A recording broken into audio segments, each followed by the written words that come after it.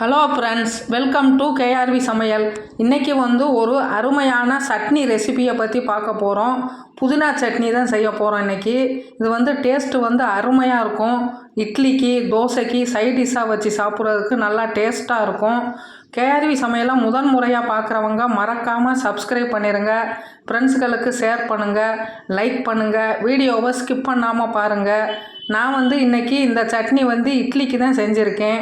இட்லிக்கு தொட்டு சாப்பிட்றதுக்கு விரும்பி சாப்பிடுவாங்க. அந்தளவுக்கு ரொம்ப டேஸ்ட்டாக இருக்கும். உடம்புக்கும் இது புத்துணர்ச்சியை அளிக்கக்கூடியது.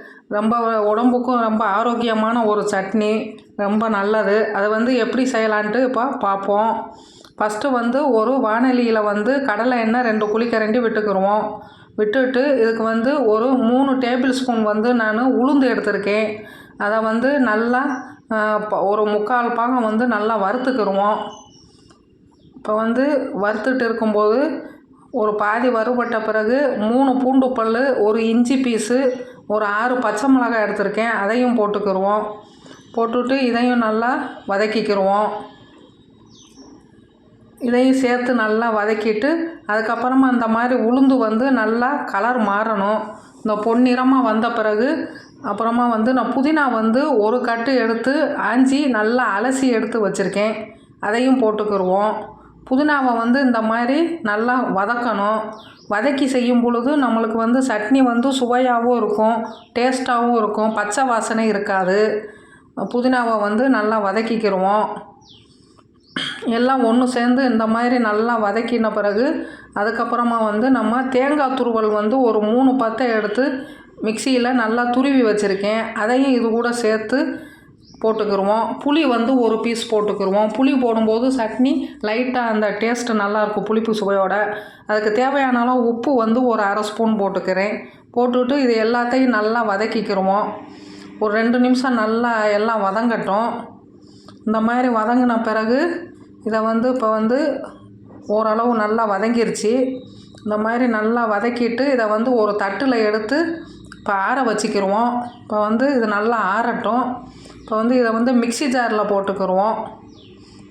மிக்ஸி ஜாரில் போட்டுட்டு இதை ஃபஸ்ட்டு தண்ணி ஊற்றாமல் நம்ம சுற்றி ஒரு சுற்றி எடுத்துகிட்டு வந்துடுவோம். அப்படின்னா நல்லா அரைப்படும். இப்போ அரைச்சிட்டு வருவோம். இந்த மாதிரி அரைச்சிட்டு அதுக்கப்புறமா நம்ம தேவையான அளவு தண்ணியை விட்டுட்டு அரைச்சோம்னா சீக்கிரமாக அரைப்பட்டுரும். இப்போ அரைச்சி எடுத்துகிட்டு வந்துடுவோம். இப்போ நல்லா அரைச்சிருச்சு. இதை ஒரு பவுலில் ஊற்றிக்கிடுவோம்.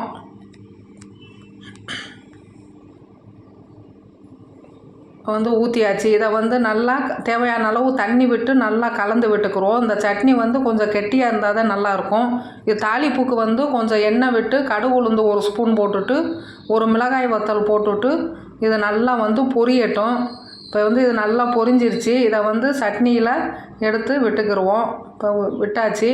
இப்போ ஒரு அருமையான சட்னி, புதினா சட்னி ரெடி ஆயிடுச்சு. இதை நீங்களும் ட்ரை பண்ணி பாருங்கள். கேஆர்வி சமையலை முதன் முறையாக பார்க்குறவங்க மறக்காமல் சப்ஸ்கிரைப் பண்ணிடுங்க. ஃப்ரெண்ட்ஸுகளுக்கு ஷேர் பண்ணுங்கள், லைக் பண்ணுங்கள். வீடியோவை முழுசாக பாருங்கள். இதை செஞ்சு பார்த்துட்டு கமெண்ட்ஸில் சொல்லுங்கள். ஒரு ஆரோக்கியமான ஒரு சட்னி ரெடி ஆயிடுச்சு. இது இட்லிக்கு, தோசைக்கு சைட் டிஷ்ஷாக வச்சு சாப்பிட்றதுக்கு அருமையான டேஸ்ட்டாக இருக்கும்.